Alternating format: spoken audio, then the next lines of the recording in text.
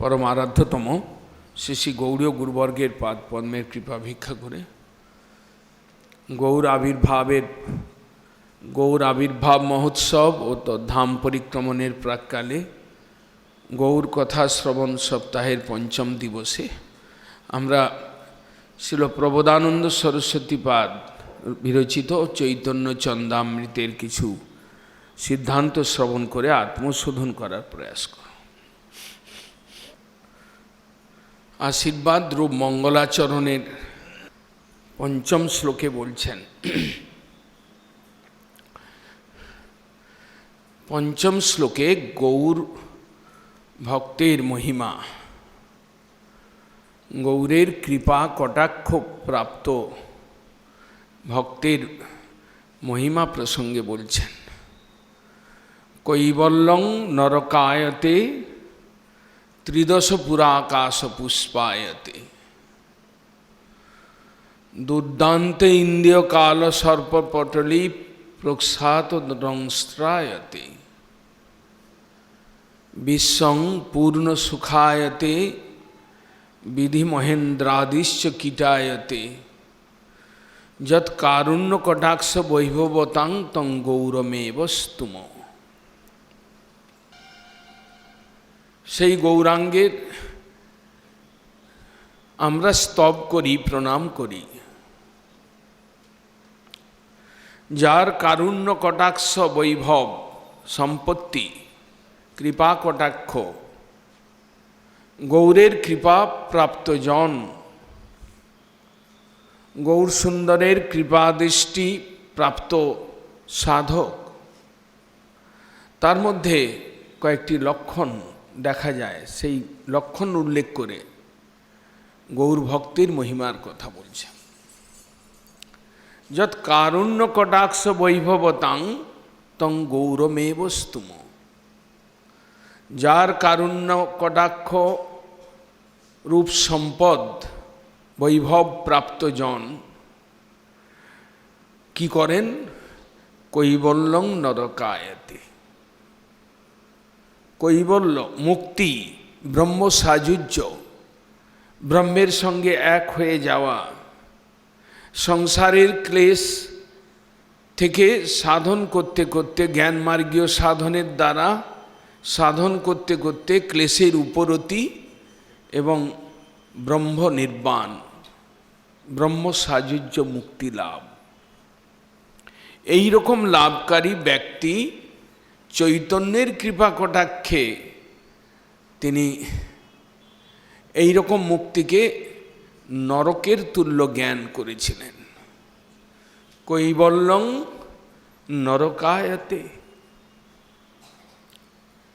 নরক সম দুঃখপ্রদ হয়েছিল নরকে রয়েছে যন্ত্রণা নরকে রয়েছে কষ্টভোগ ভাগবতে 28 প্রকার নরকের বর্ণন রয়েছে অতিপাতক মহাপাতক তারা যে সকল কর্মের ভোগ এই সংসারে পেতে পারেন না সংসারের যে কষ্টভোগ তার থেকেও কয়েক গুণ অধিক কষ্ট যেখানে না গেলে ভোগ করা যায় না সেই নরক নরক যন্ত্রণা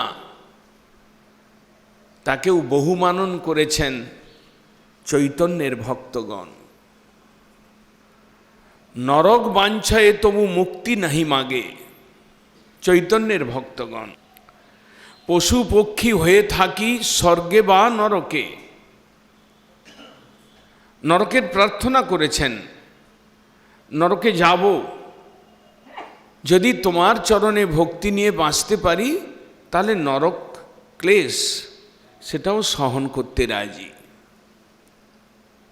কৈবল্যং নরকায়তে কর্ণামৃতে বিল্লমঙ্গল বলছিলেন ভক্তি স্তয়ী স্থিরতয়া ভগবান যদি স্যাত দৈবেন ন ফলতি দিব্য কিশোর মূর্তি মুক্তি স্বয়ং মুকুলিতাঞ্জলি সেবতে অসমান। কৃষ্ণ, যদি তোমাতে স্থির ভক্তি আমার থাকে তাহলে তুমি নিশ্চয়ই তোমার দিব্য ত্রিভঙ্গ রূপ আমার সামনে তুমি প্রকট করবে। তারপরে যদি মুক্তি করবদ্ধ হয়ে হাত জোড়ো করে এসে আমাদের কাছে সেবা চায়, মুক্তি স্বয়ং মুকুলিতাঞ্জলি সেবতে অসমান, কৃষ্ণ ভক্তের সেবা করবার জন্য মুক্তি দেবী হাত জোড়ো করে সাইডে দূর থেকে দাঁড়িয়ে থাকে কৃষ্ণ ভক্তের কাছে।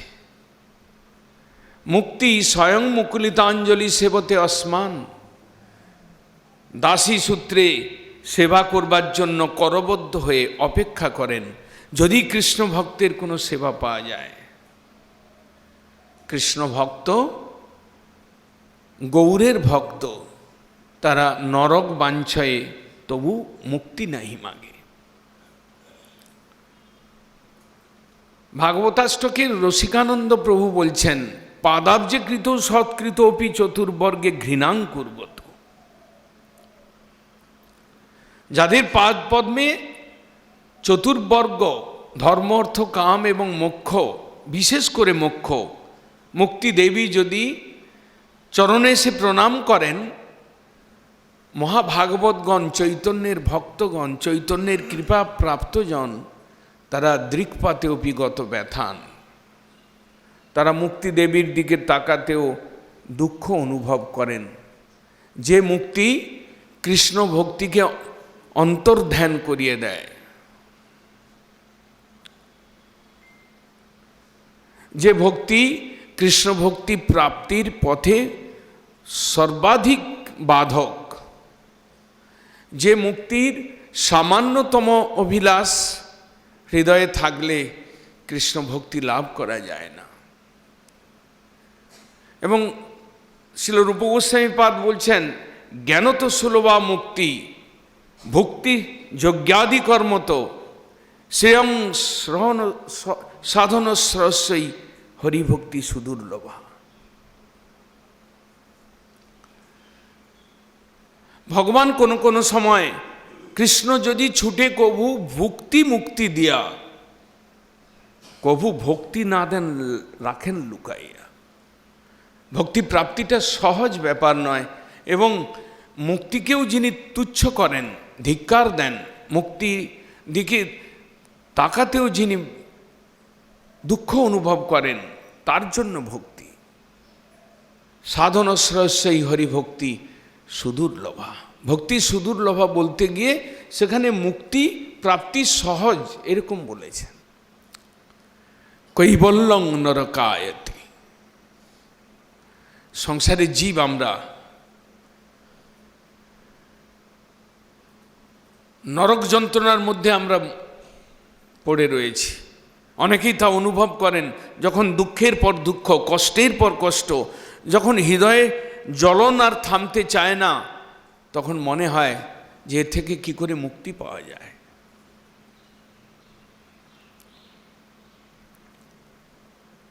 মুক্তিটাকে বহুমানন করেন, কিন্তু সেই মুক্তি কৃষ্ণ ভক্তের কাছে, গৌর সুন্দরের যারা অনুগামী, গৌর সুন্দরের পথ যারা নিয়েছেন, বেছে নিয়েছেন, শুদ্ধ ভক্তির পথ, কেবলা ভক্তির পথ যিনি বুঝেছেন, যিনি গৌরের স্বল্পতম কৃপা কটাক্ষ পেয়েছেন, তিনি কখনোই মুক্তি বাঞ্ছা করেন না, মুক্তির প্রতি দৃষ্টিপাত করতে ঘৃণা বোধ করেন।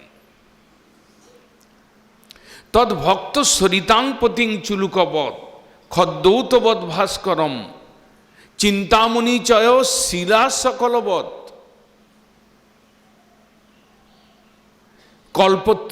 কল্পদ্রুম কাষ্ঠবৎ কিম অপরম দেহং নিজ ভারবৎ।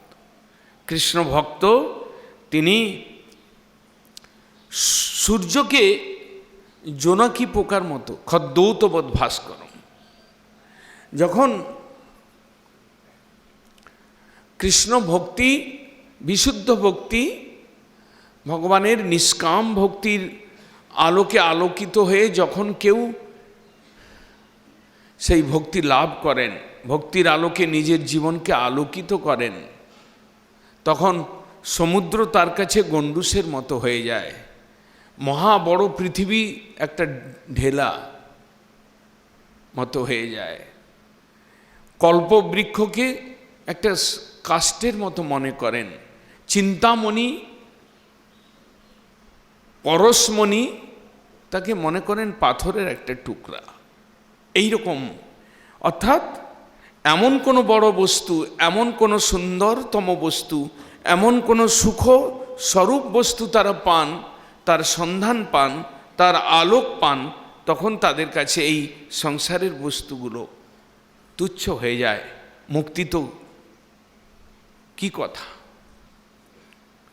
সনাতন গোস্বামীপাদ একটা পরশমণিকে নোংরার মধ্যে ফেলে রেখেছিলেন, কারণ ওটা কৃষ্ণ ভক্তির বাধক। কৃষ্ণপাদ পদ্ম গন্ধ যেই জন পায়, মুক্তি আদি সুখ ব্রহ্ম আদি সুখ তারে নাহি ভাই। সেদিকে আর মনটা যায় না। ব্রহ্ম সুখ আদি করি তারে নাহি ভাই। ভগবানের ব্রহ্ম স্বরূপ, নিরাকার স্বরূপ, কেবলানন্দ স্বরূপ আর বিচিত্র আনন্দ, পরিপূর্ণ আনন্দ স্বরূপ কৃষ্ণ ভগবান স্বরূপ শক্তিমত বিগ্রহ, তিনি সচ্চিদানন্দ বিগ্রহধারী। তার পাদ পদ্মের গন্ধ যদি কেউ পায়, তখন ব্রহ্ম সুখ আদি করি তারে নাহি ভায়, আর তার ব্রহ্মসুখ প্রাপ্তির ইচ্ছা থাকে না। কৈবল্যং নরকায়তে ত্রিদশ পু আকাশ পুষ্পায়তে। 33 কোটি দেবতাদের যে পুরী স্বর্গলোক, ত্রিদশ পুরাকাশ পুষ্পায়তে, স্বর্গ তাদের কাছে আকাশ কুসুম কল্পনা মাত্র। স্বর্গ বলে কোনো বস্তুই নেই, এইরকম তারা মনে করেন। স্বর্গ এক অলিক কল্পনা মাত্র। স্বর্গের সুখ তাদের কাছে এতখানি তুচ্ছ যে তারা স্বর্গের অস্তিত্বকেই স্বীকার করতে কিন্তু করেন। ত্রিদশ পুরাকাশ পুষ্পায়তে, আকাশ কুসুম কল্পনা স্বর্গ, স্বর্গলোক দেবতাদের নিবাসভূমি, আমাদের থেকে ঊর্ধ্ব লোকে অবস্থিত চতুর্দশ লোকাত্মক যে ব্রহ্মাণ্ড, আমরা ভূলোকে অবস্থান করছি, তার উপরে ভুবলোক, অন্তরিক্ষ লোক, তার উপরে স্বর্গলোক। স্বর্গে থাকেন দেবতাগণ, শোনা যায় সেখানে ভোগ অনেক বেশি, আনন্দ অনেক বেশি। কিন্তু ভাগবতাদি গ্রন্থ সেই স্বর্গলোকের যে অসুবিধাগুলো তুলে ধরেছেন। ভাগবত বলছেন, স্বর্গিণৌপি ইচ্ছন্তি দেহং নিরৈনস্তথা সাধকং জ্ঞানভক্তিভ্যাম যৎসদ অসাধকম। স্বর্গের দেবতাগণ তারা মনুষ্য শরীর প্রাপ্ত হয়ে এই ভৌম প্রপঞ্চে আসতে চান। ভাগবত বলছেন, স্বর্গিণৌপি ইচ্ছন্তি দেহং নিরৈনস্তথা। নিরৈন, আমরা মানব শরীর, আমরা নরকের কীট, নিরৈন। কারণ আমরা যে দেহটা পেয়েছি এটা জরা ব্যাধি দুঃখ ক্লেশগ্রস্ত। আমরা যে দেহটা পেয়েছি এটা বারবার আমাদের কষ্টই দেয়। দেহং নিরৈনস্তথা। কেন তারা ইচ্ছা করেন দেবতাগণ? সাধকং জ্ঞান ভক্তিভ্যাম। সাধক দেহ লাভ করে জ্ঞান এবং ভক্তি লাভ করবার নরদেহেতে সুলভ, নরদেহেতে লাভ করা যায়। দেবদেহেতে দম্ভ, ঈর্ষা, অসূয়া এগুলো দেব শরীরে অধিক পরিমাণে থাকে। নরদেহে মানবের মধ্যে দীনতা অধিক থাকে। তাই দেহং নিরৈনস্তথা বলছেন, ভাগবত বলছেন, নারায়ণ পরা সর্বে কুতশ্চ ন বিভ্যতি স্বর্গ অপবর্গ নরকেশু অপি তুল্যার্থদর্শিন। শিব ঠাকুর বলছিলেন দেবীকে, চিত্রকেতু রাজাকে অভিশাপ দিয়েছেন দেবী সেই প্রসঙ্গে, নারায়ণ পরা সর্বে কুতশ্চ ন বিভ্যতি, যারা কৃষ্ণ ভক্তি পরায়ণ হন, নারায়ণ পরায়ণ হন, তারা কখনোই কোনো জিনিসকে ভয় পান না। তাদের অভয় চরণারবিন্দ, কৃষ্ণের অভয় চরণারবিন্দকে তারা আশ্রয় করেছেন, তারা জগতের কোনো তাপকে তারা ভয় পান না। স্বর্গ অপবর্গ নরক তিনটাই, কৈবল্যং নরক নরকায়তে, তিদশ পুরাকাশ পুষ্পায়তে, মুক্তি নরক স্বর্গ, তিনটাকেই উল্লেখ করলেন প্রবোধানন্দপাদ। তুমি মুক্তি চাও, নরক যেতে চাও না, তুমি স্বর্গ চাও, নরকে বাস চাও না, কিন্তু কৃষ্ণ ভক্ত, চৈতন্যের ভক্ত নরককে বাঞ্ছা করে, মুক্তি বা স্বর্গ সুখ দুটোই চায় না। এমন কি আনন্দ রয়েছে ভক্তির, যেখানে তারা এই দুটোকে, তাই বলছেন নারায়ণা পরা সর্বে ন কুতশ্চ ন বিভ্যতি স্বর্গ অপবর্গ নরকেশু অপি তুল্যার্থদর্শিন। স্বর্গ, মুক্তি এবং নরক এই তিনটাকেই সমানভাবে দেখেন তারা। তুল্যার্থদর্শিন, একই সমান, স্বর্গে যাওয়া নরকে যাওয়া একই। বরং নরকে ভক্তি করবার জন্য যে দৈন্য আরতি দরকার, নরকে সেটা সুলভ, স্বর্গেতে সুলভ নয়। ভোগন্মত্ত অবস্থায় কখনো হরিভজন হতে পারে না। তাই যখন কষ্টের অবস্থা, দুঃখের অবস্থা, তার দ্বারাই নির্বেদ, তার দ্বারাই আরতি ক্রন্দন এর জন্ম হয়। তাই স্বর্গ অপবর্গ নরকেশু অপি তুল্যার্থদর্শিন। ভাগবতে অন্যত্র বলছেন, ন যত্র বৈকুণ্ঠ কথা সুধাপগা, ন যত্র সাধব ভাগবতাস্তদাশ্রয়া, ন যত্র যজ্ঞেশু মখা মহোৎসবা সুরেশু লোকপি নবৈশ সেব্যতাম। যেখানে ভগবানের ভক্ত নেই, যেখানে যজ্ঞেশ্বরের হরিকীর্তনের দ্বারা আরাধনা নেই,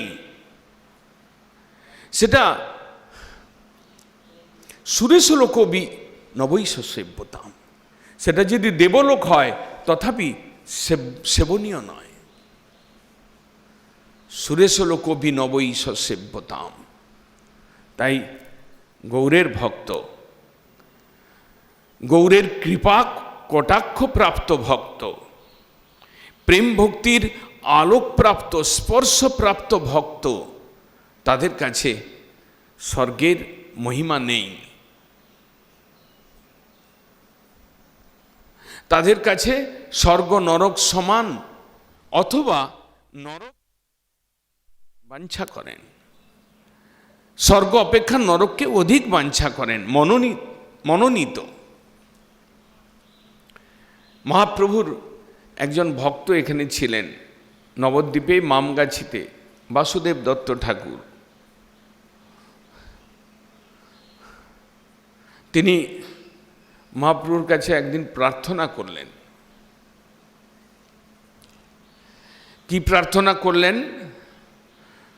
সর্বজীবের পাপ লইয়া মুই করো নরক ভোগ, সর্বজীবের তুমি ঘুচাও ভবরোগ। এত জীব সংসারের মধ্যে, এরা কষ্ট পাচ্ছে কৃষ্ণকে ভুলে, নরক যন্ত্রণা ভোগ করছে, এদের সব পাপগুলো আমাকে দিয়ে নরকে পাঠিয়ে দিন, আমি জন্ম জন্মান্তরে নরক ভোগ করি, আর এদেরকে আপনি উদ্ধার করে নিয়ে চলে যান।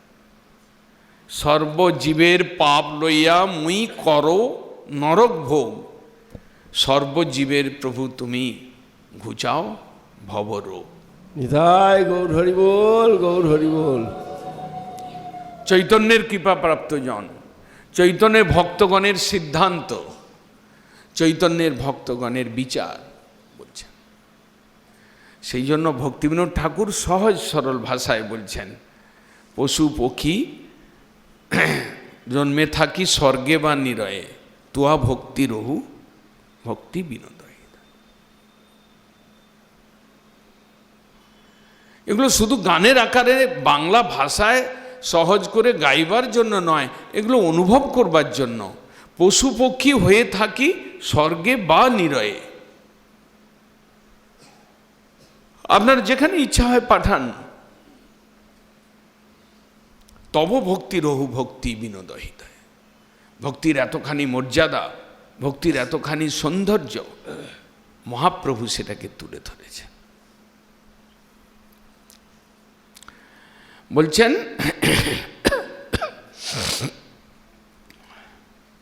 তিদশ পুরা আকাশ পুষ্পায়তে। স্বর্গের সুখ আকাশ পুষ্পের কল্পনা মাত্র। স্বর্গের সুখ এখানেও রয়েছে, খাওয়া দাওয়া আর আরাম করা, এখানে স্বর্গের সুখ রয়েছে। এখানে এক্সট্রা রয়েছে কিছু, এখানে দুঃখ রয়েছে।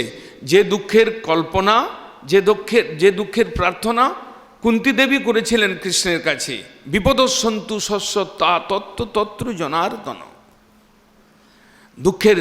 দুঃখ এমন একটা ভগবানের অদ্ভুত সৃষ্টি, দুঃখ না থাকলে ভগবানের দিকে আমরা কেউই তাকাতাম না, দেখতাম না, প্রণাম করতাম না, প্রার্থনা করতাম না। দুঃখ এমন একটা বস্তু। একটু দুঃখ আমাদের জীবনে এলো, হায় হায় হায় হায় গেলাম করতে থাকলাম, কিন্তু দুঃখের যে চরম ফল, দুঃখের যে সুফল, দুঃখের থেকে যে জীবনের উন্নতির পথ সুগম করে দুঃখ, সেটা আমরা বুঝলাম না। কিন্তু চৈতন্য ভক্তগণ বুঝেছিলেন।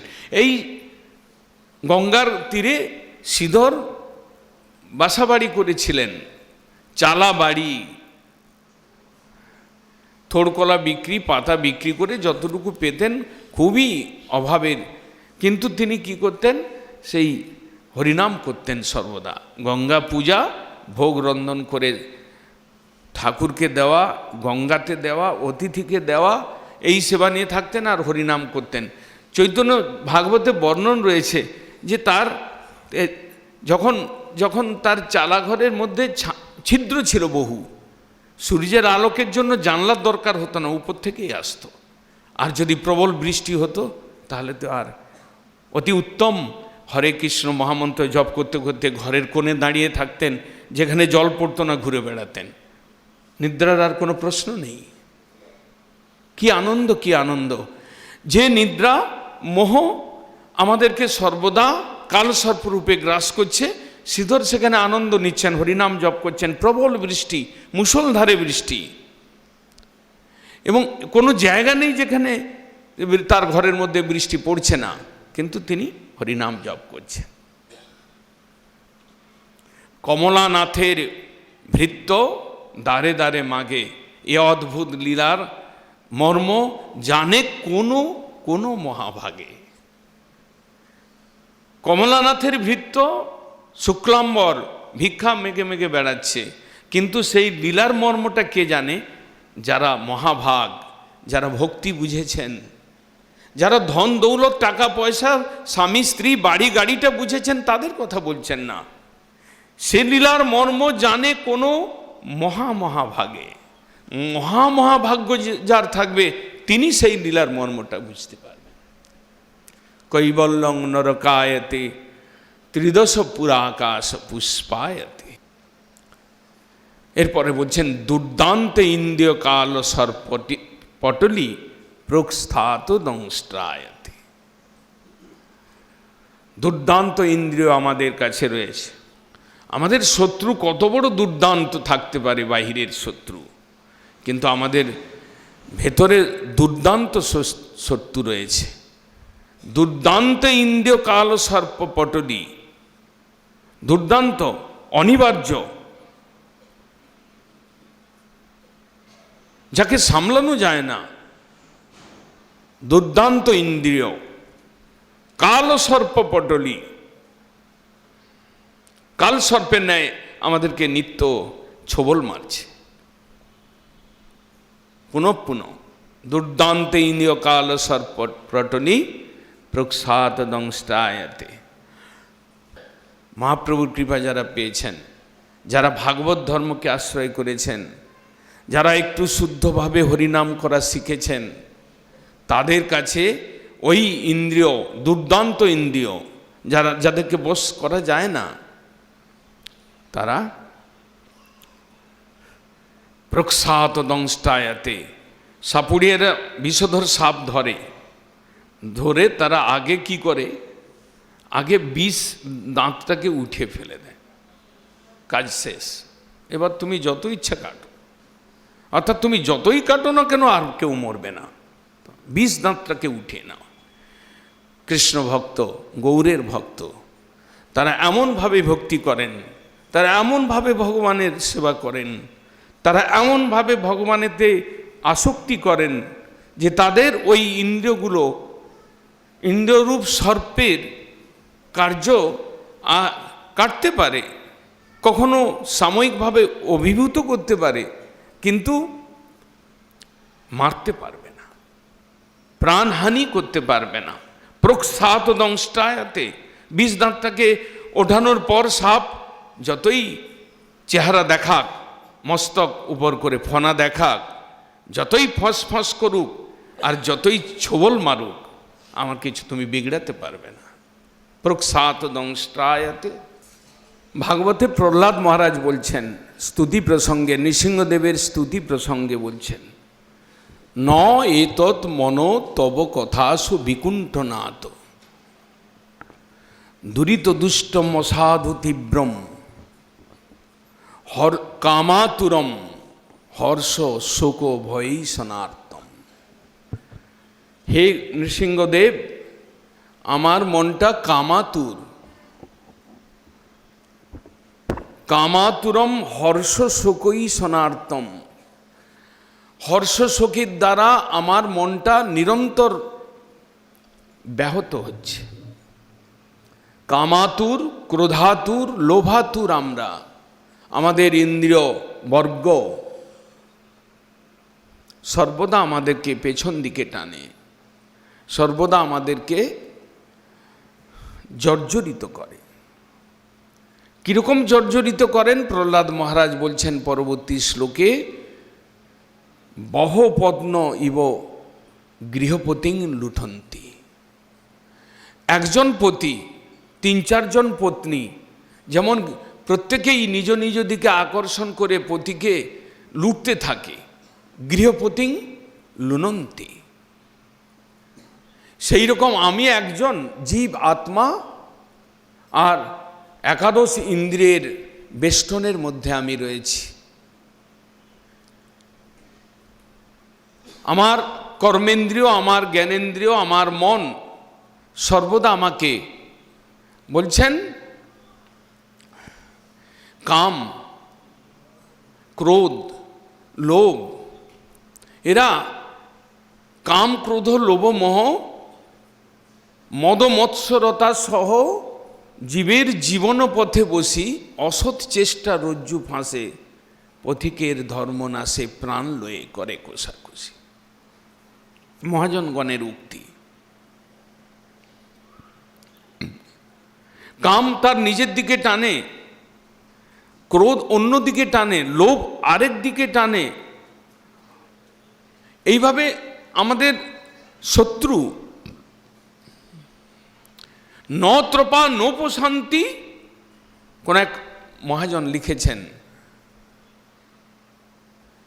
যে আমরা সর্বদা আকৃষ্ট হচ্ছি, কখনো জিহ্বার বেগ, কখনো ক্রোধের বেগ, কখনো মনের বেগ, যে যার নিজেদের দিকে টানছে, কিন্তু কখনোই কামাদিনাং কতি না কতিধা দুর্নিদেশা জাতাং ন তেসাং ময়ীন ন ত্রপা ন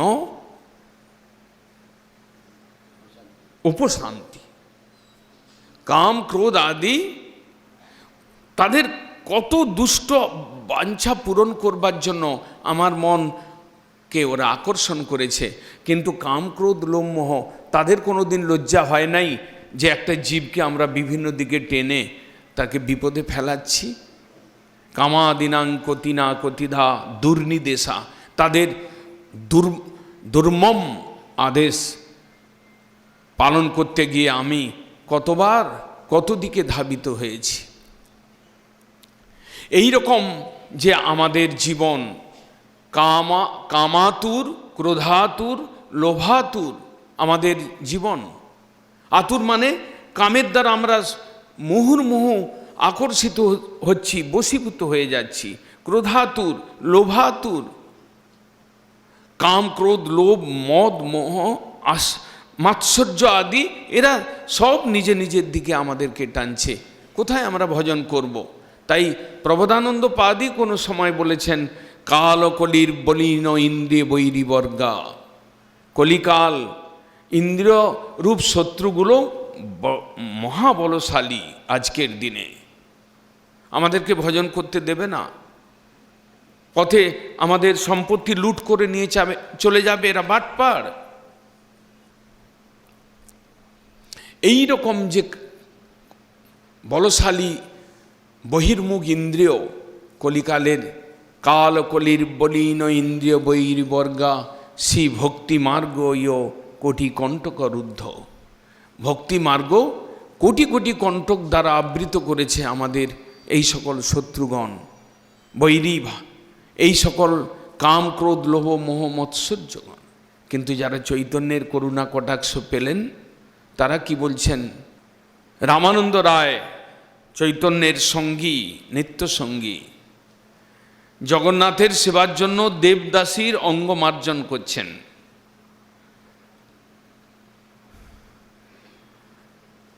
রামানন্দ দ্বারে কন্দর্পের দর্পণ আসে। কামদেবের দর্পকে চূর্ণ বিচূর্ণ করে দিয়েছিলেন চৈতন্যের ভক্তগণ। কোথায় হে তুমি? কাষ্টের নারী কামনমত্ত করতে পারে একজন পুরুষকে, কিন্তু একজন সাক্ষাৎ দেবী এবং সুন্দরী জগন্নাথের সেবিকা যুবতী, তার সেবা করছেন রামানন্দ রায় নির্বিকার। রামানন্দ দ্বারে কন্দর্পের দর্পণ আসে, চৈতন্যের কৃপা। নরোত্তম দাস ঠাকুর বলেছেন, আমাদের কোনো চিন্তা নেই, কাম ক্রোধ লোভ আসো, তোমার স্থানে স্থানে আমি পাঠিয়ে দিচ্ছি। কাম কৃষ্ণ কর্মার্পণে, ক্রোধ ভক্ত দেশীজনে, লোভ মহাপ্রসাদ হরিকথা সেবনে। আসো, কি করবে আমার, আসো, আমি তোমাকে যেখানে যেখানে দরকার হচ্ছে আমি পাঠিয়ে দেবো। চলো। গৌর হরি বল, গৌর হরি বল, গৌর হরি বল।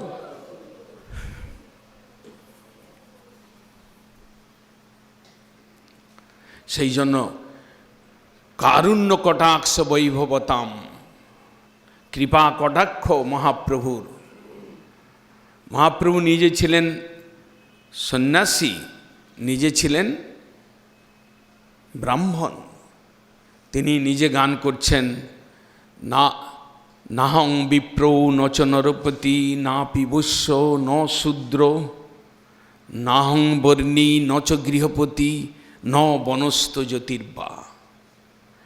ব্রাহ্মণ বংশে জন্মগ্রহণ করে বলছেন আমি বিপ্র নই, সন্ন্যাসী হয়ে বলছেন আমি বনের জ্যোতি, সন্ন্যাসী নই। তাহলে তুমি কে? গোপী ভর্তুর পদকমলয়ের দাস ও দাসানুদাস। এই হচ্ছে মহাপ্রভু, দিব্য সন্ন্যাসী, কিন্তু তিনি গোপী ভর্তু কৃষ্ণের দাসানুদাস অভিমানী। সেই চৈতন্যের কৃপা কটাক্ষ যারা পেয়েছেন, বলছেন দুর্দান্ত ইন্দ্রিয় কাল সর্পপটলি প্রক্ষাত দংস্ত্রায়তে। কাম ক্রোধ সাধকেরে কি বা করিতে পারে যদি হয় সাধুজনার সঙ্গ। মহাজনগণ গেয়েছেন। কামক্রোধের চিন্তা তারা করেন না। চৈতন্যদেবের যারা ভজনা করেন, শুদ্ধ ভক্তির অনুগামী, শুদ্ধ ভক্তির যারা অনুশীলন করেন, তারা কামক্রোধ একটা ছোট্ট বাধা এইরকম তারা মনে করেন। তারপরে বলছেন প্রক্ষাত দংষ্টায়তে, 20 দাঁত ভাঙা সর্প কাটো। কৃষ্ণ কোনো সময় উদ্ধবকে লক্ষ্য করে বলছিলেন ভক্তির মহিমা বলতে গিয়ে, বাধ্যমানপি মদ ভক্তই বিষয়ী অজিতেন্দ্রই প্রায় প্রকল্পয়া ভক্তা বিষয়ী ন অভিভূয়তে।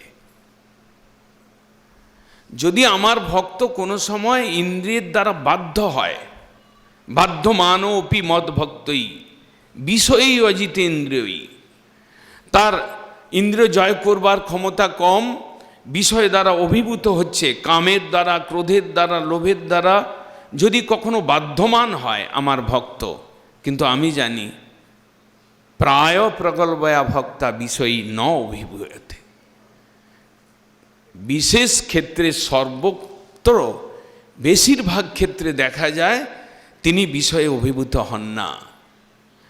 প্রগল্পয়া ভক্তা, তীব্র ভক্তির দ্বারা, শ্রদ্ধা শরণাগতির বলে তিনি ওই সকল কাম ক্রোধ আদি শত্রুকে পরাস্ত করেন, প্রায়ই তাকে অভিভূত করতে পারে না। প্রায় প্রগল্পয়া ভক্তা বিষয়ী ন অভিভূয়তে, কখনো যদি বিষয়ে অভিভূত হন তাহলে ওই রকম 20 দাঁতটা ভাঙা সাপ তার কাছে এসেছে, তাকে মারতে পারবে না, ভক্তিচ্যুত করতে পারবে না। সেই জন্য কৃষ্ণ নতে মাধব তাবকা ক্বচিৎ ভস্যন্তি মার্গাৎ তৈ বদ্ধ সৌহৃদা তয়াভিগুপ্তা বিচরন্তি নির্ভয়া বিনায়ক অনিপক মুগ্ধ সুপ্রভু। স্তব করছেন, দেবতাগণ স্তুতি প্রসঙ্গে বলছেন, মাধব নতে মাধব তাবকা ক্বচিৎ, হে মাধব তোমার সন্তানগণ, তোমার ভক্তগণ ভস্যন্তি মার্গাৎ, প্রায়ই তারা পথভ্রষ্ট হন না, তয়াভিগুপ্তা বিচরন্তি নির্ভয়া, তোমার দ্বারা রক্ষিত হয়ে তারা নির্ভয়ে বিচরণ করেন।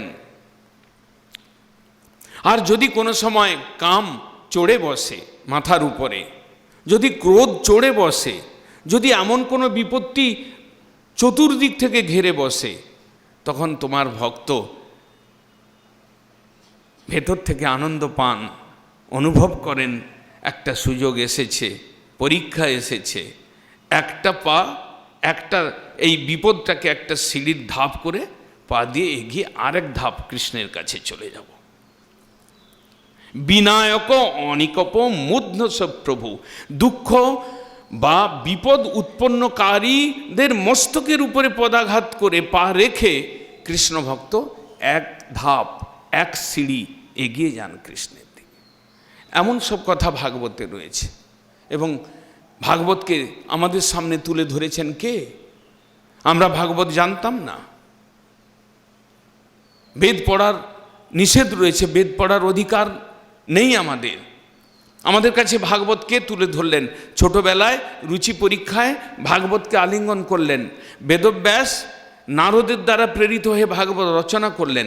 সুখদেব তার মুখামৃত অধরামৃত দিয়ে ভাগবতকে আমাদের কাছে প্রকাশ করলেন। চৈতন্যদেব উৎসাহিত করলেন। ভাগবত ধর্মই একমাত্র ধর্ম যেটার দ্বারা কলিযুগে সুষ্ঠুভাবে বাঁচা যায়, সুষ্ঠুভাবে ভজন করা যায়, শীঘ্র ভগবানের কাছে যাওয়া যায়, শীঘ্র ভগবানকে পাওয়া যায়। সেই ভাগবত আমাদেরকে এই সকল শিক্ষা দিচ্ছে। বিশ্বং পূর্ণ সুখায়তে বিধি মহেন্দ্রাদিশ্য কীটায়তে।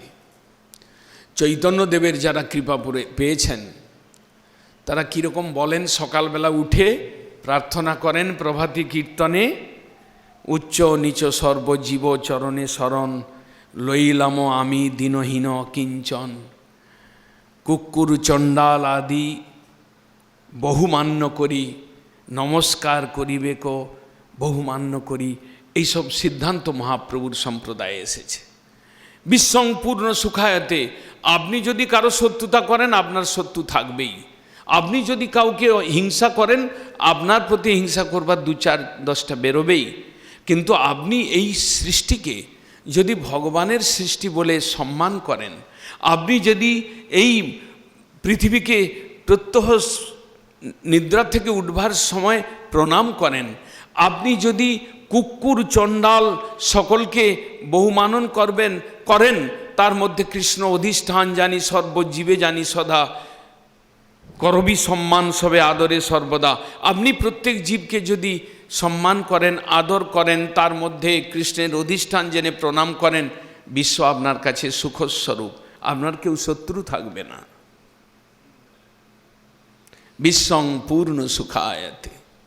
একটা সুন্দর বাগানে গোলাপ ফুটেছে, আপনি কি করবেন? আপনি ওটাকে চিন্তা করলেন এটা নাকের সামনে আনা যেতে পারে, অথবা আমার চুলের ঘোপার মধ্যে লাগানো যেতে পারে, আপনি চিন্তা করবেন, কারণ আপনি ভোগী প্রবৃত্তি মার্গে। একজন কৃষ্ণ ভক্ত চিন্তা করবেন, সুন্দর গোলাপটা, একে উঠিয়ে কৃষ্ণের চরণ পর্যন্ত পৌঁছে দেওয়া যাক। কিরকম বিচারের তফাৎ! একটা সুন্দর বৃক্ষ লতা রাজি, আপনি এ সকল দেখে কৃষ্ণের সৃষ্টি বলে প্রণাম করবেন, সেই সকল বস্তুর দ্বারা আপনি কৃষ্ণের সেবা করবেন, আপনি সুখী হবেন না? কে সুখী হবে?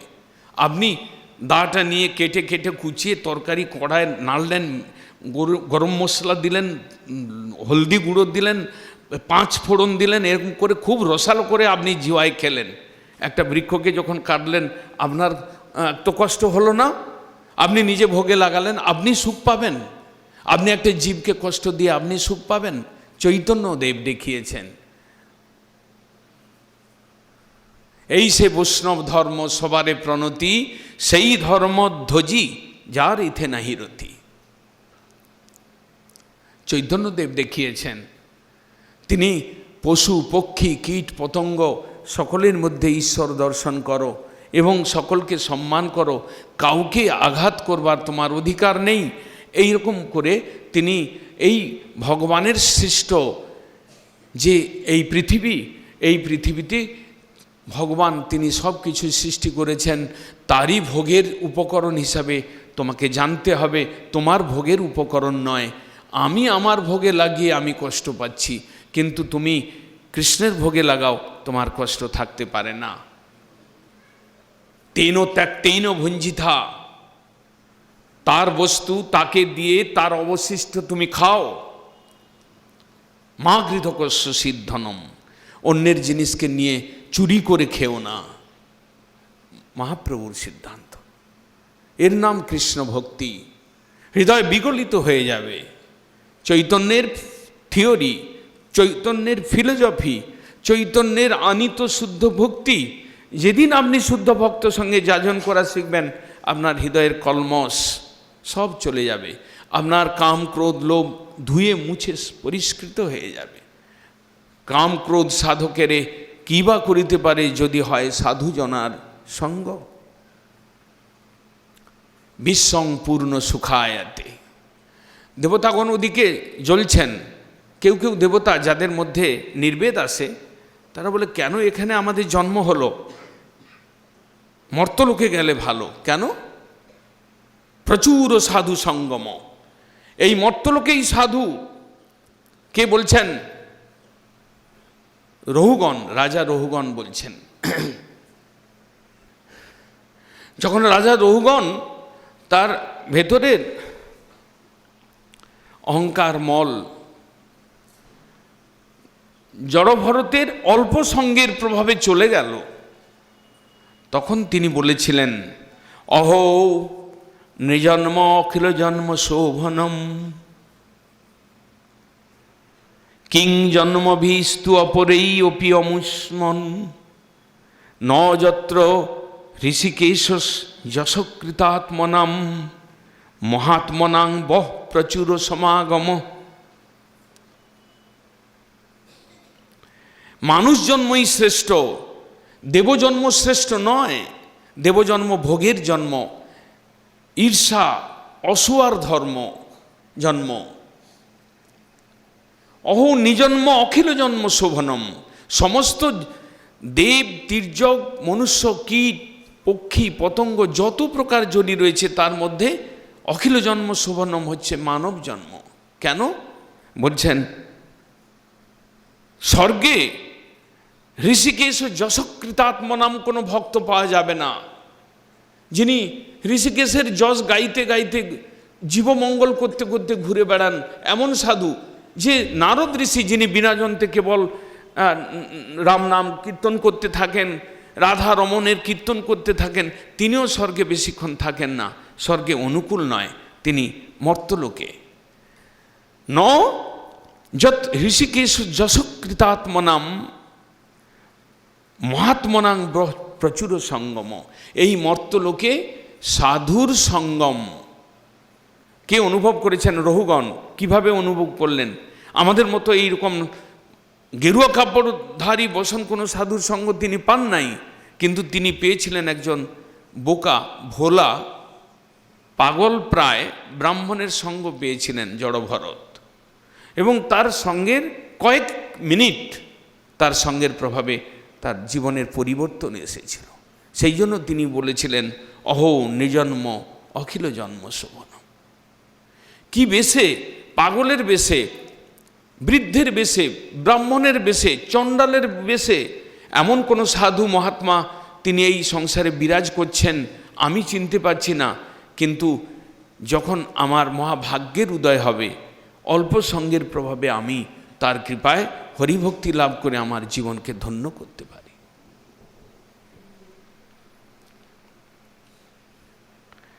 বিশ্বং পূর্ণ সুখায়তে বিধি মহেন্দ্রাদিশ্য কীটায়তে। চৈতন্যের ভক্তগণ, ব্রহ্মা শিব ইন্দ্রকে হেসেছিলেন, কি করছো হে? ব্রহ্মার দুর্লভ প্রেম দিল যারে তারে। ব্রহ্মা যে প্রেম পায় নাই, চৈতন্যদেব সেই প্রেম নিয়ে খেলা করেছিলেন। ব্রহ্মাকে তারা হেসেছিলেন, এই ব্রহ্মা কীরকম পাকা দাড়ি, কীরকম চারটা মস্তক, এই লোকটি কতবার যে ঠকলো। এই লোকটাকে গোপীগণ গালি দিয়েছিল যে তুমি সৃজন জানো না, যে কৃষ্ণকে দেখবে তারও দুটো চোখ, আর যে এই সংসারের চামড়ার পুতলিগুলোকে দেখবে তারও দুটো চোখ, কামনমত্ত হয়ে যারা দেখবে তারও দুটো চোখ, নাই দিলে লক্ষ কোটি সবে দিলে দুটি আঁকি। তুমি আমাদেরকে 1 লক্ষ কিংবা 1 কোটি করে চক্ষু দেওয়া দরকার ছিল, বিধি জড় তপধন রসশূন্য তার মন, গালি দিয়েছিলেন গোপীগণ। চৈতন্যের ভক্তগণ, ব্রহ্মা শিব নারদ ইন্দ্র, ব্রহ্মা এখানে এসেছিলেন তপস্যা করবার জন্য, এই মায়াপুরে বসেই তপস্যা করেছিলেন। তপস্যা করে শেষ পর্যন্ত দেখলেন ক্ষমা পাওয়ার কোনো উপায় নেই। চামারের ঘরে, মুসলিমের ঘরে, যবনের ঘরে জন্ম নিয়ে কয়েক জন্ম প্রায়শ্চিত্ত করি তবে যে ক্ষমা হতে পারে।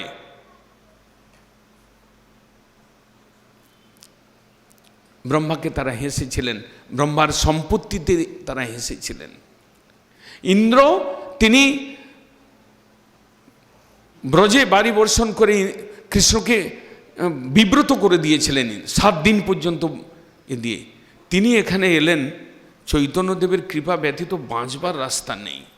চৈতন্যদেবের কৃপা ব্যতীত শুদ্ধ দেবতা বা শুদ্ধ মনুষ্য হওয়ার উপায় নেই। চৈতন্যদেবের কৃপা ব্যতীত কৃষ্ণ প্রেম পাওয়ার কোনো উপায় নেই। তাই তিনি সুরভিকে নিয়ে এখানে এসে এই গোদ্রুম দ্বীপে তিনি তপস্যা করেছিলেন। এইভাবে দেখা যায় বিধি মহেন্দ্রাদিশ্য কীটায়তে, যারা চৈতন্যের কৃপা কটাক্ষ পেয়েছিলেন, যারা প্রেম ধনে ধনী হয়েছিলেন, তাদের কাছে ব্রহ্মার পদবী, ইন্দ্রের পদবী, শিবের পদবী তারা সামান্য একটা কীটায়তে, অতি তুচ্ছ এই সকল পদবী তারা কোনোদিন পদবীকে আদর করেন নাই। সম্পত্তি মধ্যে কোন সম্পত্তি? রামানন্দ রায়কে প্রশ্ন করেছিলেন মহাপ্রভু, রাধাকৃষ্ণ যুগলে যে প্রেম সম্পত্তি, এ সম্পত্তি ছাড়া অন্য কোনো সম্পত্তির মধ্যে গণনা করার যায় না। মহাপ্রভু তাদেরকে বলেছিলেন। মহাপ্রভু রামানন্দ রায়কে দিয়ে শিক্ষা দিয়েছেন। আমরা সেই মহাপ্রভুর আমরা উপাসনা করছি, সেই মহাপ্রভুর আমরা কথা শুনছি। সেই মহাপ্রভুর ধাম পরিক্রমণের প্রাক্কালে এসে পৌঁছেছি।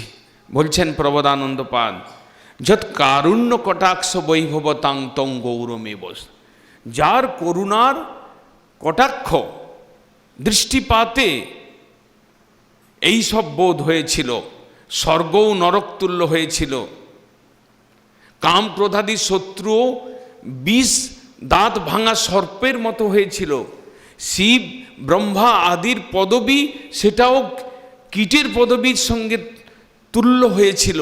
যার কৃপা কটাক্ষ, সেই গৌরমে বস্তুম, সেই গুরু সুন্দরকে আমি প্রণাম করি।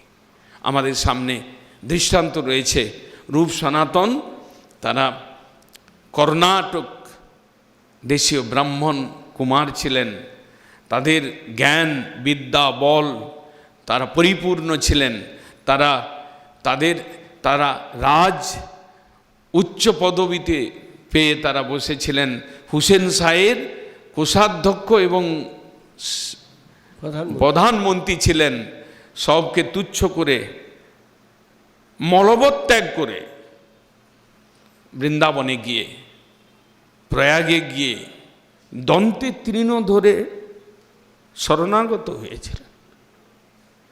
সমস্ত পদবীকে তুচ্ছ করে রূপ সনাতন রঘুনাথ দাস গোস্বামী, যিনি জমিদার পুত্র ছিলেন, কিভাবে ত্যাগ করেছেন, তাদের মহাপ্রভুর কৃপা কটাক্ষ পেয়েছিলেন। বলছেন,